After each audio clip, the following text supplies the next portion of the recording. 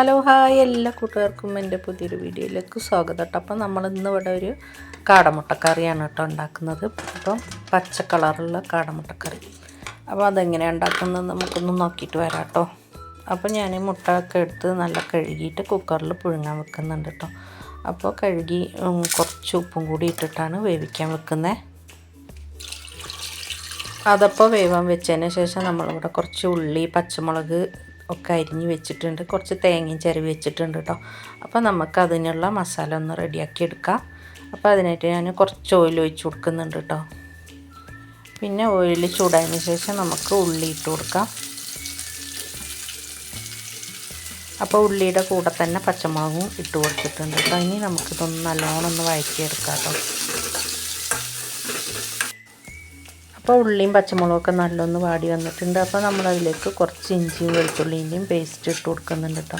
അപ്പോൾ അതൊന്ന് നല്ലൊന്ന് വഴറ്റി കൊടുത്തതിന് ശേഷം നമുക്കൊന്ന് ചൂടാറാൻ വേണ്ടി വെക്കാം കേട്ടോ. അപ്പോൾ ചൂടാറിയതിന് ശേഷം നമുക്ക് ഒന്ന് അരച്ചെടുക്കാം കേട്ടോ. നല്ല പേസ്റ്റാക്കി അരച്ചെടുക്കണം. അപ്പോൾ അതിൻ്റെ കൂടെ തന്നെ ഞാൻ ഇതിലേക്ക് കുറച്ച് മല്ലിച്ചപ്പും കൂടി ഇട്ട് കൊടുക്കുന്നുണ്ട് കേട്ടോ. അപ്പോൾ നമ്മുടെ അരപ്പൊക്കെ നല്ല പേസ്റ്റ് പോലെ അരച്ചെടുത്തിട്ടുണ്ട് കേട്ടോ. അപ്പോൾ ഇനി നമുക്ക് ചട്ടി അടുപ്പത്ത് വെച്ചിട്ട് കുറച്ച് വെളിച്ചെണ്ണ ഒഴിച്ച് കൊടുക്കാം. അപ്പോൾ നമുക്ക് ഇതിലേക്ക് കുറച്ച് മഞ്ഞൾപ്പൊടി, കുറച്ച് മുളകും പൊടിയും കൂടി ഇട്ട് കൊടുത്തിട്ട് ഒന്ന് മൂത്ത് വരുന്ന സമയത്ത് നമുക്ക് ഇതിലേക്ക് മുട്ട ഇട്ട് കൊടുക്കാം കേട്ടോ. അപ്പോൾ മുട്ടയിൽ ഈ മസാലയൊക്കെ ഒന്ന് പിടിക്കുന്നവരെ ഒന്ന് നല്ലൊന്ന് ഇളക്കി കൊടുക്കാം കേട്ടോ. എന്നിട്ട് നമുക്കതൊന്ന് മാറ്റി വെക്കാം.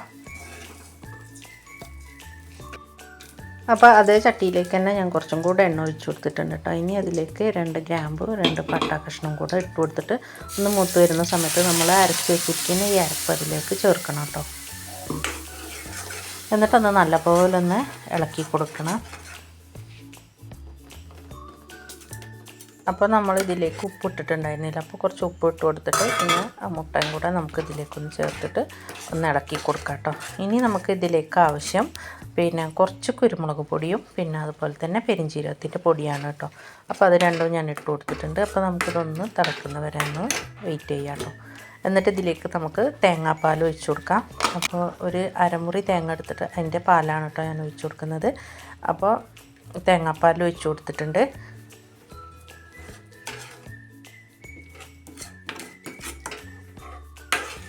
അപ്പോൾ തേങ്ങാപ്പാൽ ഒഴിച്ച് കൊടുത്തിട്ട് ഒരു തിള വരുന്നവരെ നമുക്ക് വെയിറ്റ് ചെയ്യാം കേട്ടോ. അപ്പോൾ എന്നിട്ട് അതിലേക്ക് നമുക്ക് കറിവേപ്പിൻ്റെ ഇലയും കൂടെ ഇട്ട് കൊടുക്കാം കേട്ടോ.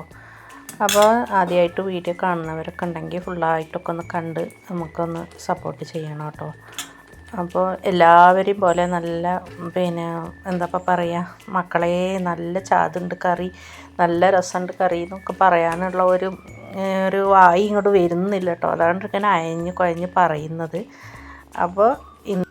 അപ്പോഴേ ഞാനിങ്ങനെ വീഡിയോ റെക്കോർഡ് ചെയ്യുന്ന സമയത്തേ നമ്മളെ പൂച്ചക്കുട്ടി വന്നിട്ട് എൻ്റെ അടുത്ത് വന്നിരിക്കുന്നുണ്ട് കേട്ടോ. അപ്പോൾ അതിൻ്റെ ഒരു ഗുറുഗുറു സൗണ്ടാണ് കേട്ടോ അതിൻ്റെ ഇടയിൽ കൂടെ കേൾക്കണം. അപ്പോൾ ഞാൻ വീഡിയോ ഓഫ് ചെയ്തിട്ട് ഇത് ചെയ്തിട്ട് നോക്കുമ്പോൾ സൗണ്ട് ഇങ്ങനെ ഇടയിൽ കൂടെ കേൾക്കുന്നുണ്ട് കേട്ടോ. അതാണ് കേട്ടോ ഞാൻ പറഞ്ഞത്. അപ്പോൾ ഇന്ന് ഇത്രയേ ഉള്ളൂ വീഡിയോ. ഈ വീഡിയോ നിങ്ങൾക്ക് ഇഷ്ടപ്പെട്ടെന്ന് വിചാരിക്കുന്നു. ഇഷ്ടപ്പെട്ടാൽ ലൈക്ക് ചെയ്ത് ഷെയർ ചെയ്ത് സപ്പോർട്ട് ചെയ്യാൻ മറക്കരുത്.